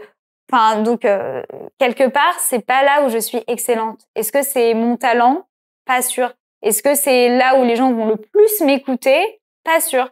Donc là aussi, essayons de maximiser ce en quoi on est bon et pour répondre à un besoin sociétal, et pas forcément aller sauver des vies, tu vois, mais c'est juste être vraiment excellente dans ce que je fais maintenant, plutôt que chercher à être très bon partout, qui était un peu une logique scolaire où ça sert, mais jusqu'à un certain temps. Et donc, je me suis dit, en fait, non. Et donc, tout ça, et puis en fait, cette somme de petites choses ont fait que j'ai fait un burn-out, en fait, genre juste du jour au lendemain, mon corps a dit stop. Enfin, j'arrivais plus à monter des marches. Enfin, c'était assez violent, mais c'est comme ça qu'on s'en rend compte. C'était mental et physique? Tu te sentais fatiguée? Enfin, t'avais fatiguée, mais en fait, ça, je m'en suis rendu compte après. Ouais, bien sûr. c'est généralement, et ça, j'ai écouté beaucoup de podcasts pour m'en remettre, etc. Donc, j'ai quitté Londres, évidemment, écouter des podcasts, parler, faire des séances de psy, se remettre en forme, tout ce qui allait bien. Et bah, tu découvres de une que t'es pas toute seule. Et qu'en fait, c'est généralement quand t'es très, très fort pour faire taire ton corps, parce que tu te conçois en esprit, un peu comme... je me concevais en, je pense, 2 dimensions, quoi. Tu vois, j'oubliais. Non, mais vraiment, enfin, et c'est là où le yoga, ça m'a beaucoup aidé aussi, tu vois, parce que t'es un corps, il faut le remercier. Et bien, bah, genre, généralement, c'est ça. Enfin, c'est un gars qui descend de sa mobilette et du jour au lendemain, il se pète la hanche en descendant de sa mobilette. Ou toi qui vas faire l'énième cours que je faisais super doux de danse à Londres, enfin rien de... Et ce jour-là, j'ai pas réussi. Au début, je croyais que c'était des cours de, enfin, des courbatures et tout. Je me dis, qu'est-ce qui s'est passé? C'est bizarre. En fait, j'ai fait exactement la même chose. T'as pas plus poussé qu'autre chose et en fait, non. Ça passe pas. Ça passe pas. Ça passe pas. T'arrives plus à faire. Et là, je me suis dit, ah, d'accord. Donc, ni une ni deux. En fait, ce projet, tellement, on en parlait, on en reparlait. Je suis même pas allée au bout. Vraiment. Jamais présenté. Je l'ai jamais présenté. T'as posé ta démission et t'es parti?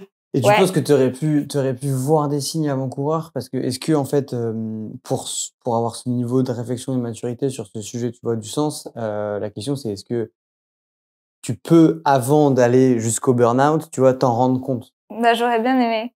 Et comment est-ce que tu aurais pu faire ou... Non, mais un peu comme un infarctus, je veux dire, il y a des signes avant-coureurs. Est-ce que tu penses qu'il y avait des signes ou comment est-ce que tu aurais pu t'interroger avant? Bah oui, il y a des signes. Déjà, quand tu vois que tu taffes tout le temps, c'est un mauvais, enfin, tu vois, c'est un mauvais signal, mais... Même ceux qui disent qu'ils le vivent bien. Ouais. Enfin, ceux qui disent, j'adore bosser. Ouais, j'adore bosser. Ouais, tu te retrouves à 2h du mat à bosser sur un truc. Non, c'est pas possible, tu vois. Pareil, parce que quelquefois, ils me mettaient la pression pour rendre des... Enfin, je devais rendre justement l'aboutissement de 3 mois de travail. Le jour de l'anniversaire de mon copain, à minuit, on était en train de submit d'envoyer des slides sur le serveur en interne, quoi. Ou bien, bah non, on n'avait pas fait un dîner et plutôt un déj pour que le soir je puisse travailler. Ouais. En fait, c'est tous ces trucs où tu te sacrifies pour des bêtises quand tu prends du recul. Comme tu disais, ça peut entendre le lendemain. Oui, c'est des signes. Mais tant que, enfin, c'est horrible à dire, mais tant que tu l'as pas trop vécu, bah, tu le vois pas. Donc, en fait, maintenant, ce que je me dis, bah, c'est juste jugeote. Enfin, encore une fois, il y a une certaine de sagesse à regarder ce que tout le monde fait. Bon, bah, les gens, globalement, ils terminent à une heure qui est correcte. 19, 20 heures, ça passe. Hein. Franchement, au début de carrière, mais ils font des trucs les week-ends. Une journée d'anniversaire, c'est une journée d'anniversaire. Non, tu ne te couches pas à 3 heures du matin parce que c'est... Non. Et en fait, il y a aussi un moment où tu te dis, si ta vie devait s'arrêter maintenant, là, tout de suite, est-ce que t'es contente, quoi? Et oui, enfin, tu sais, là encore, je kiffais ce que je faisais. Je pensais, hein, mon métier, il y a pire, je suis bien entourée et tout, mais je me serais sentie un peu bête, quoi. Je me fais l'avocat du diable, mais quelqu'un qui, tu vois, soit se destine à ça, soit est dans ces métiers-là, pourrait rétorquer, ok, mais moi ça me plaît, j'ai envie d'avoir une carrière, c'est pour ça, enfin voilà, c'est vers ça que je veux aller, et je m'en sens capable, et en gros, ceux qui veulent pas faire ça, tu vois un peu un côté, encore une fois, c'est pas du tout un propos auquel j'adhère, mais c'est un truc de fragile, tu vois, ce truc-là, et moi je le fais, et limite un peu limite un côté un peu tout ça, un peu un côté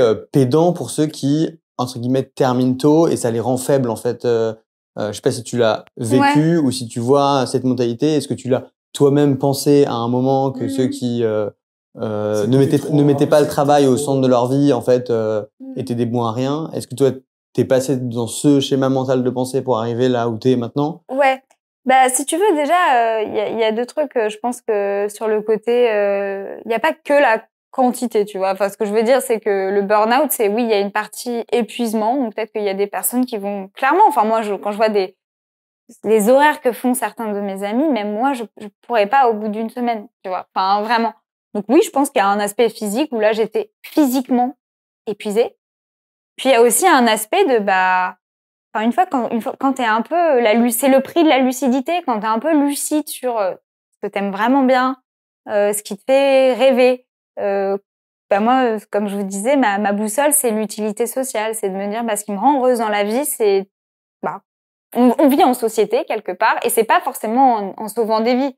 Mais ça peut juste être par la transmission, le conseil, etc. Mais de maximiser mon utilité en société. Ça veut dire avoir conscience de ses forces aussi.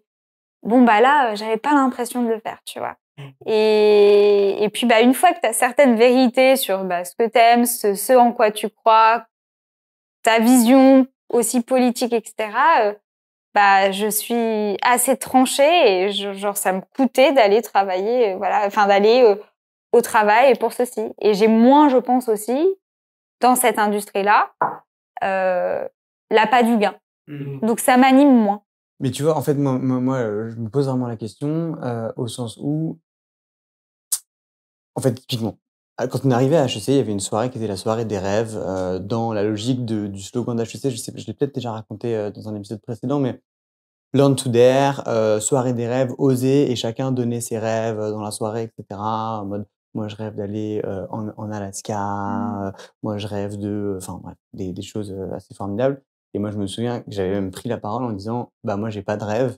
Et je pense qu'il y en a plein dans la classe, dans la salle qui sont pareils que moi, et je me sens pas investi d'une cause particulière. Et c'est vrai que pour des personnes qui ont du mal à se dire, moi, c'est ça, genre, ils disent, oui, certes, j'adhère avec le propos que l'utilité sociale, c'est cool, mais je veux dire, en fait, je me suis jamais vraiment posé la question. Et je trouve qu'aujourd'hui, et c'est ce pourquoi d'ailleurs 70% je pense, des diplômés de grande école vont vers des jobs type finance, conseil, où évidemment la valeur cardinale numéro 1, c'est pas l'utilité sociale, parce que tu sais que tu vas continuer à apprendre, tu peux ne pas trop te poser de questions, et tu vas bien gagner ta vie. Et moi, je trouve ça dur de donner des arguments, ou en tout cas des clés de genre comment est-ce que tu aurais pu typiquement 1 an, 2 ans, 3 ans, 4 ans en arrière, mais même voire plus, voire au moment où tu passais le bac, te poser des questions et arriver au niveau de maturité auquel tu es aujourd'hui. On va pas se mentir, qu'il y a de l'expérience dans tout ça. Là, tu viens de décrire le Simon de première année qui fait son stage en investissement parce que tu savais pas trop quoi faire. Mais aujourd'hui, tu as fait un switch radical et tu t'es dit, vas-y, je vais créer une prépa. Personne fait ça. Oui, mais je veux dire, c'est aussi pour ça qu'on fait ça, tu vois, et qu'on Ouais. continue cette Mais tu discussion. vois, l'utilité sociale, faut pas toujours la mettre du côté de je sauve des vies, je suis dans une ONG ou des choses. Enfin, c'est aussi, découvrir ça en quoi t'es bon. Tu vois, l'investissement, je diabolise pas. C'est le nerf de la guerre. Aujourd'hui, désolé, mais ce sont les règles du jeu. On est quand même dans une société capitaliste. Je ne pense pas que l'économie de marché va s'envoler demain, avec Trump ou pas Trump. Bien au contraire.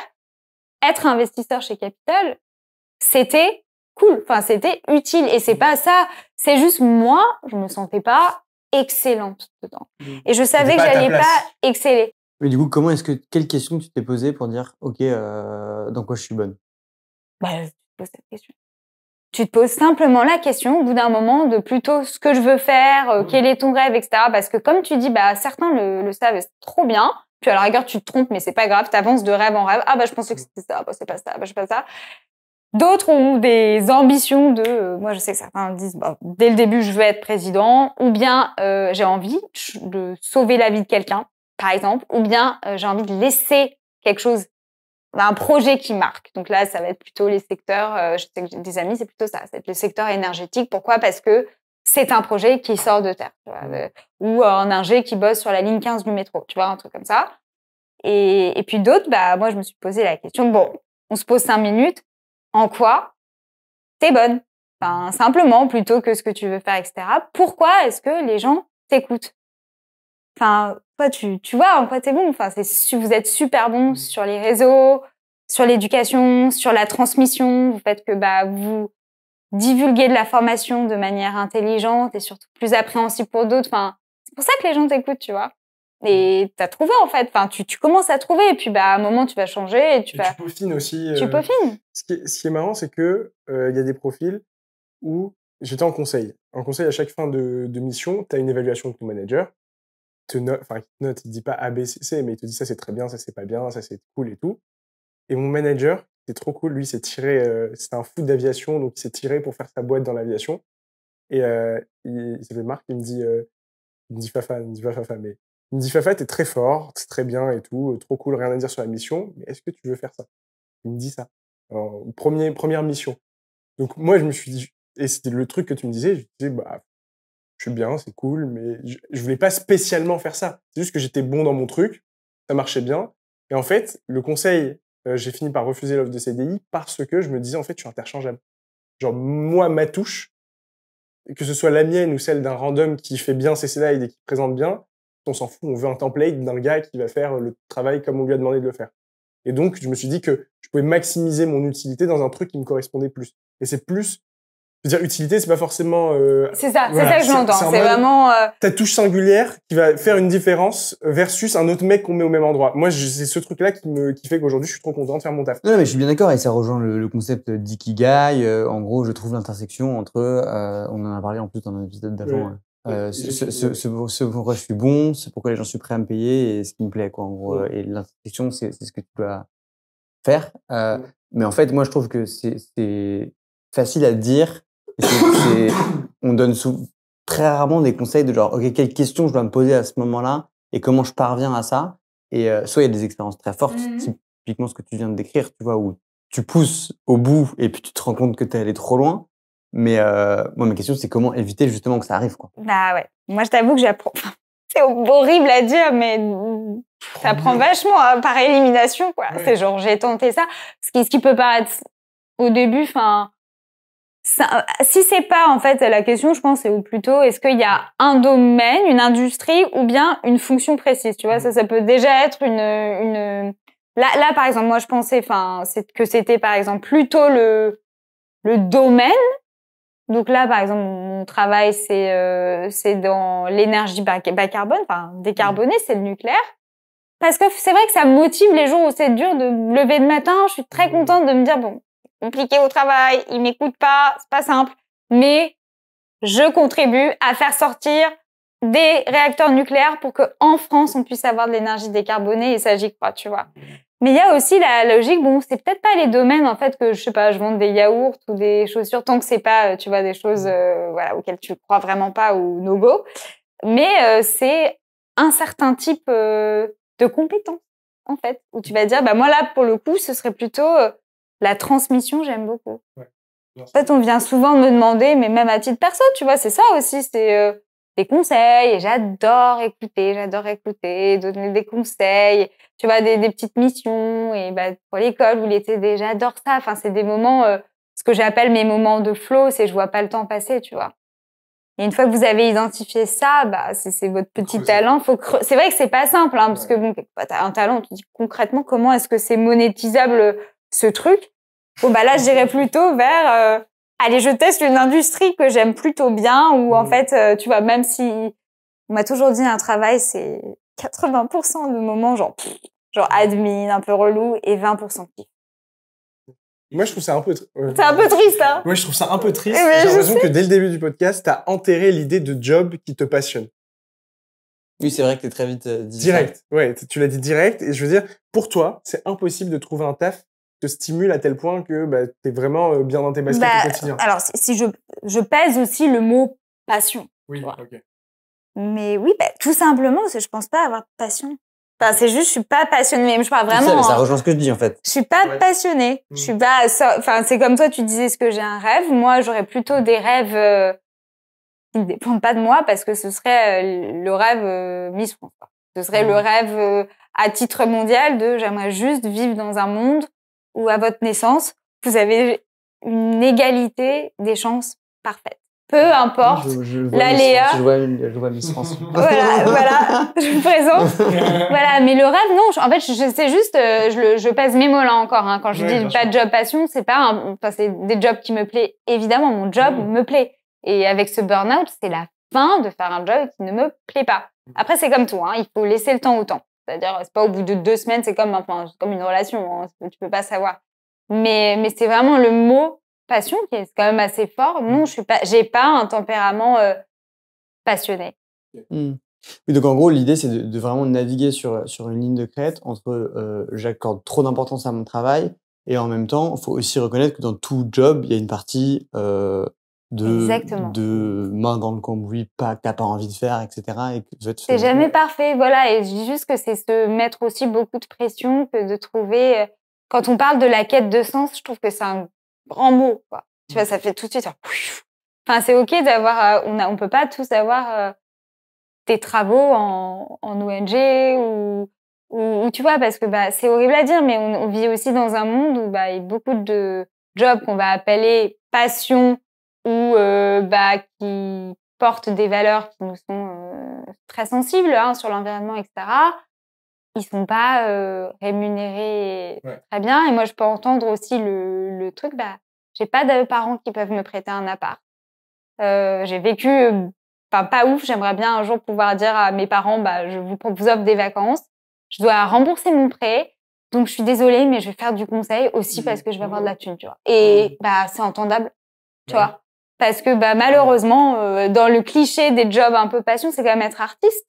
Ça, c'est pour ça que j'ai envie de faire cet asso égalité des chances. Et quand je me rends compte, oui, c'est plus facile d'avoir sa galerie ou d'être artiste quand t'as pas la pression du loyer derrière. Parce que généralement, tu demandes et ma grand-mère, elle m'a passé un truc. Ça change tout en vrai. Quand il nous reste, même si t'es au RSA ou au SMIC parce que tu prends un petit job à côté, mais que t'as 1300 ou 1500 euros net in the pocket, c'est un super reste à vivre, tu vois, quand t'as pas de loyer. Donc c'est ça aussi, faut aussi détraumatiser, c'est ça le truc. Non, je veux vraiment pas jeter la pierre sur les gens qui veulent faire de la thune parce que... parce qu'on connaît pas. Il y a 10 000 raisons de faire de la thune, en fait. Mais tu peux te faire déjà de la thune intelligemment. Ouais. Mais ça, tu l'apprends par la suite. Faut aussi un peu de réseau, aussi. Ouais. Faut le dire. L'accès à l'info, tout ce qu'on fait là ici, en fait, on se rend pas compte le nombre de personnes qui manquent d'accès à l'information. Exact. Ça, c'est un truc de malade. Je veux dire, rien que... On parlait d'éducation financière, mais les mecs qui prennent des prêts conso à 25% et qui se font allumer à longueur de journée pour acheter une télé, pour acheter un truc, ça, tu te fais fumer, quoi. Que des trucs comme ça où en fait tu te rends pas compte parce que t'as pas d'éducation financière, parce que t'as besoin de cet argent là tout de suite, il y a plein de trucs comme ça. Et la logique même d'investissement, tu vois, et de mettre de côté pour potentiellement investir dans un petit appart, un studio en France, parce que ça peut rapporter, ça aussi c'est pas communément partagé. Et j'ai une question, le fait d'avoir travaillé donc en investissement, est-ce que ça transparaît dans tes investissements personnels? Est-ce que toi t'es une bonne gestionnaire de ton argent personnel? J'ai toujours été un peu fourmi, mais je dirais que justement, en fait, je me suis rendu compte que, et c'est mon petit conseil, qu'investir quand je voyais le temps que je mettais pour choisir une entreprise, donc vraiment l'investissement dans une entreprise, une cotation en bourse que vous avez identifiée, ça prend un temps monstrueux. Donc mon petit conseil, moi je suis un peu franco-française là-dessus, mais très fervente de l'investissement dans l'immobilier, parce que je sais pas, j'y crois. Et que j'aime bien en fait le côté tu le vois, voilà. Et sinon vraiment en fait d'investir dans des ETF, exactement, des groupements d'actions pour quelqu'un fait et c'est ce que j'ai fait en fait. J'ai ouvert un PEA, pas mis beaucoup d'argent parce que en fait juste je voulais investir dans l'immobilier, donc pour l'apport quoi. Mais en fait je vous conseillerais si vous avez 500 000 euros que vous pouvez mettre là, vous le laissez là plutôt que faire du pick and choose, donc choisir quelques actions. Ça demande, c'est un vrai métier, de plutôt investir dans des ETF. Si vous arrivez au bon moment, c'est pas mal que c'est baissé un petit peu et vous le laissez dormir. Ceci n'est pas un conseil d'investissement, c'est une stratégie personnelle. Nous ne sommes pas un podcast financier. Exactement. Mais c'est ça que j'ai appris, que c'était un vrai métier en fait de choisir des actions et que le côté j'aime bien le nom de la boîte parce que j'aime bien le produit. Bon, c'est mignon, mais j'ai fait ça pour une boîte et... Ça a mal fini. Ah ouais. Ok. Vraiment, j'étais genre persuadée. Mais non, c'est obligé, je vais taire le nom. Mais non, vas-y, ça va monter. En plus, je l'avais acheté bas, c'est descendu encore plus bas. Ça, c'est un autre conseil aussi. Ça peut toujours descendre. Tant que c'est pas zéro, ça peut descendre. Ça peut. Et sur le rapport vie pro, vie perso, tu disais que tu avais oublié un peu tes week-ends quand tu bossais en finance. Est-ce que maintenant, tu le mets au centre de ton choix, en mode ta perspective professionnelle doit forcément laisser de la place à un cadre personnel qui est important? Tu l'as pas évoqué, mais je trouve ça intéressant d'évoquer le fait que tu sois plus à Paris maintenant en tant que résidence principale. Est-ce que tu as vraiment dans cette phase de transition exploré tout le côté genre retour au rapport au corps, etc. Exactement. Après, j'aime bien travailler, donc tu vois, ça sera jamais. Enfin, encore une fois, terminer à des heures qui me trouve, qui me paraissent, normales, par exemple, je sais pas, 19h, 20h, et pousser un petit peu quand vous croyez au truc parce que c'est une semaine assez chargée. Bah, bien sûr, en fait, t'as pas besoin de travailler. À un moment, j'ai travaillé en tant que vendeuse un été. Bon, bah, c'était des sacrées journées debout, tu vois. Donc, faut arrêter aussi de croire qu'il y a que dans les jobs de bureau. Non, juste les gens taffent beaucoup, en fait. Et il y a des métiers où c'est vraiment dur. Mais simplement, je me suis dit, bon, bah, qu'est-ce qui fait que je me sens bien? Et j'ai beaucoup de mal maintenant à me dire, ça va être une semaine la mort, mais après, ça ira mieux. Non, j'ai envie qu'au quotidien, ça se passe bien. Donc, il faut que je puisse faire mon yoga, il faut que je puisse faire mon sport. Le week-end, bah, sauf si c'est urgent. Là encore, faut pas être bête. Si on veut des responsabilités dans une entreprise, faut les prendre. Ça veut aussi dire, bah oui, quelquefois, tu y penses et tu vois, la fissure entre vie pro, vie perso, enfin, je sais pas, mais moi, je l'ai jamais vue. Enfin, c'est pas si grave. Simplement, ouais, clairement, faire ce qui te semble bien et pas attendre 10 ans, en fait, parce que la vie pourrait s'arrêter. Enfin, tu vois, c'est un peu triste à dire. Et le gros changement, ça a été, cette petite déprime, une grosse déprime saisonnière à Londres là, tout de suite, pour nous remettre, sur la voie, j'avais besoin de soleil. J'avais besoin de chill. Où est-ce que je pouvais aller? Où je pouvais trouver un taf? Bah, Marseille, ce qui est cool, c'est que je savais que j'allais revenir à Paris pour l'enseignement, pour les amis, pour la famille. Donc, assez pratique en train. Et je regrette pas du tout parce que, bah voilà, encore une fois, on a une vie, il faut explorer. Et puis, c'est pas parce que je suis partie que je vais sans doute revenir. Et puis, si un jour je vais repartir, on repartira. Et quelquefois, vous entendez, ah, mais il faut faire ça avant d'avoir des enfants, nanani. Non, ouais. Faites ce que vous voulez, dans l'ordre que vous mais voulez. oui, même si vous avez des enfants, on connaît tous des fils d'expat et ils vont très bien. Hein, franchement, faut arrêter. Donc, Et on s'approche de la fin gentiment. J'ai une question sur ce que j'ai oublié. Je viens de bugger parce que les expats, on a fait un épisode avec un expat. Voilà. C'était marrant. Oui, voilà. Plus gros, toi, t'as pas mal, du coup, finalement, t'as pas mal roulé ta bosse en finance. Ouais. Au sens global. Est-ce qu'il y a un cliché très commun que tu peux débunk ou au contraire un cliché très commun qui est vérifié sur la finance? Ah. Et Simon a des idées, il peut en sortir vu qu'il a une brève expérience en finance aussi. Peut-être l'image sulfureuse du loup de Wall Street ou je sais pas, des trucs comme ça, ou même... Bah ça, c'est faux dans la majorité des fonds. Et c'est vrai en banque d'affaires. Mais je pense que le côté, si c'est la grosse soirée, on paye une bouteille les jeudis soirs, je l'ai juste vu un moment, mais sinon c'est faux. Franchement, c'est faux. J'ai pas vu ça non plus. Vraiment. Parce que j'étais pas invité à la soirée. C'est ça. Et typiquement, tu vois, à Capitale, j'aurais bien aimé. J'aurais bien aimé qu'on se fasse une grosse soirée, une bonne, tu vois, tous se retrouver, allez, on se lâche un peu. Non, pas du tout. Ah oui, c'était pas ça. Non, c'était pas les vibes. Là, c'était plutôt les moods. On habite à 40 minutes de Londres, uniquement dans les grandes maisons, et on va retrouver sa famille, tu vois. C'est mignon, hein, mais bon, quand t'es jeune, c'est un peu chiant. Et sinon, ce qui est vrai, c'est qu'il y a pas de meufs.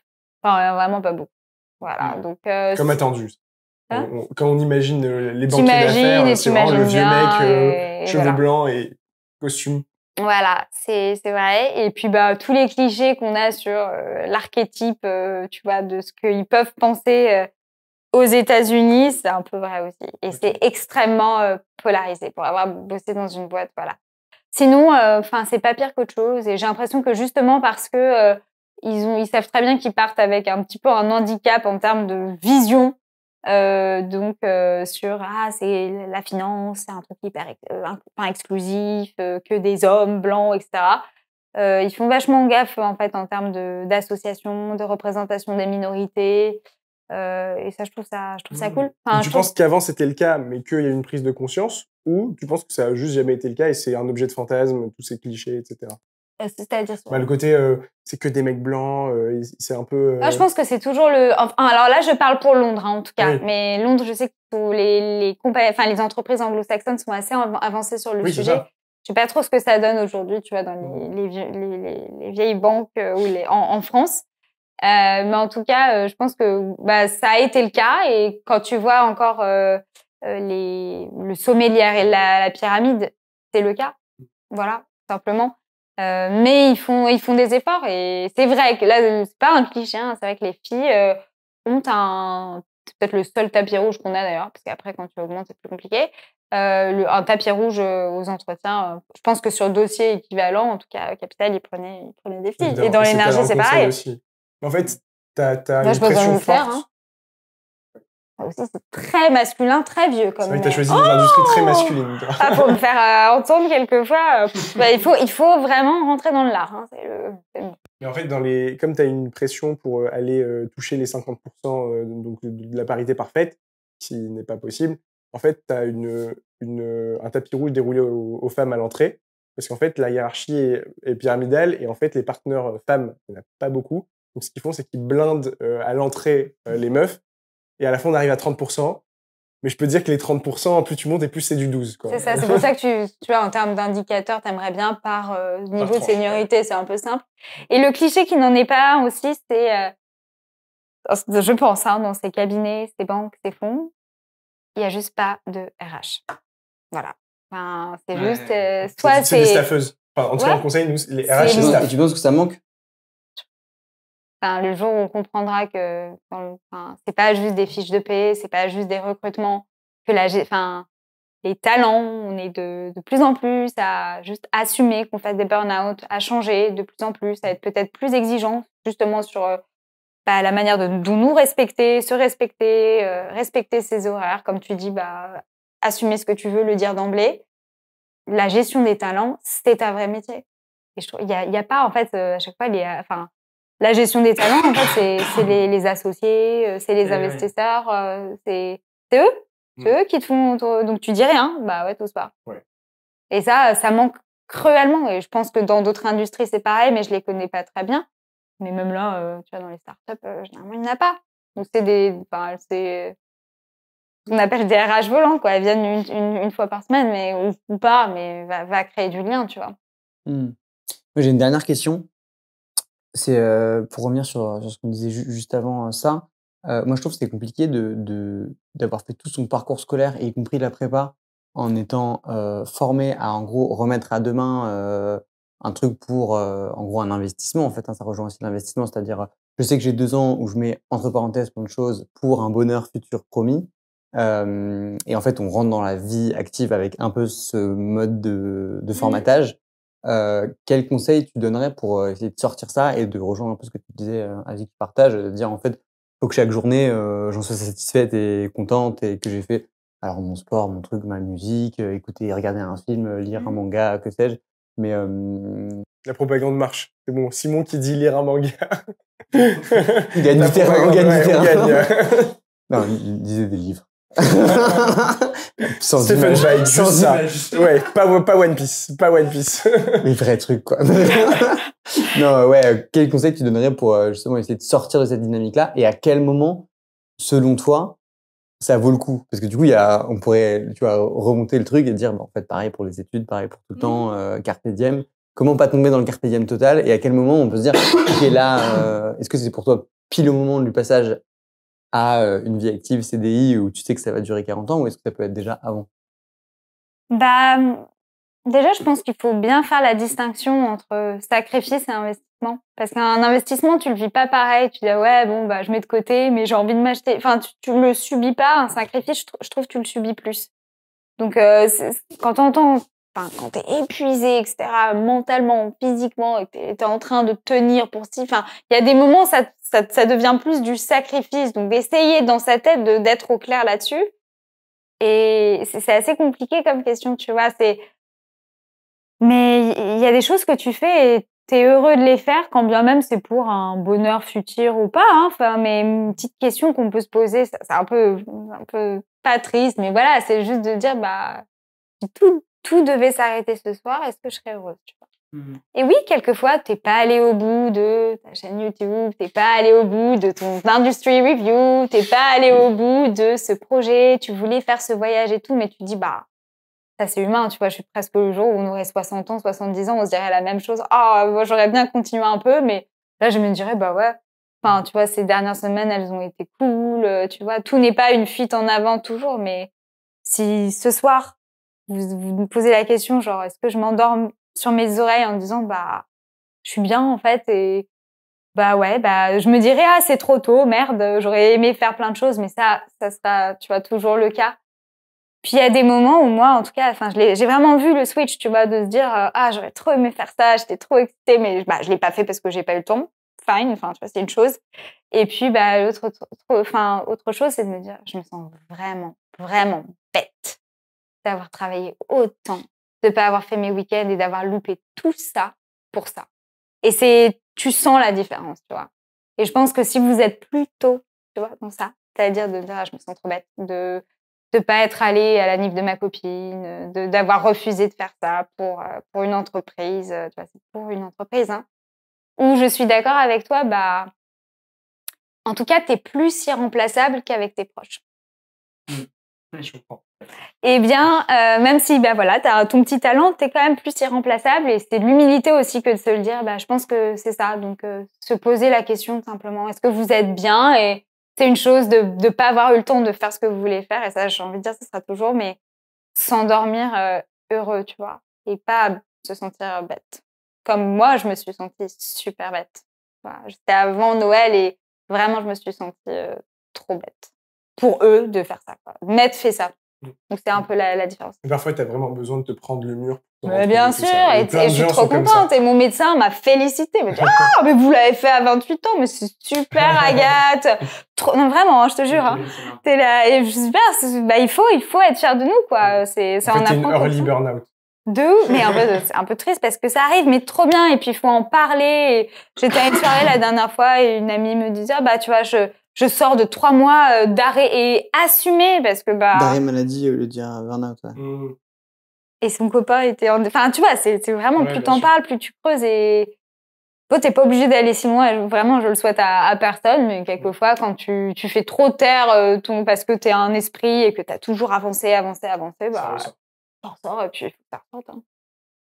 Pour ces belles paroles, on arrive sur la fin. Qu'est-ce qu'on peut te souhaiter de beau pour la suite, Agathe? T'as plein de projets apparemment associatifs. De m'endormir heureuse ce soir. C'est déjà bien. Ouais, et puis bah... Travailler en birk. Travailler en birk.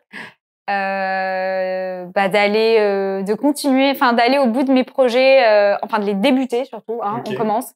Débuter, c'est bientôt, et pas dans 10 ans, mes projets éducatifs et de transmission. Et peut-être se voir en politique un jour. Ok, très bien. Le teasing. Dans 10 ans, on ressortira la vidéo, donc j'espère que t'as pas dit trop de conneries. C'est ça. Bah écoutez, j'espère que cet épisode vous a plu. En tout cas, nous, on était super contents d'aborder ce nouvel angle qui est un peu le dur du métier. Mine de rien, on a vu le très tard dans une carrière avec Daniel.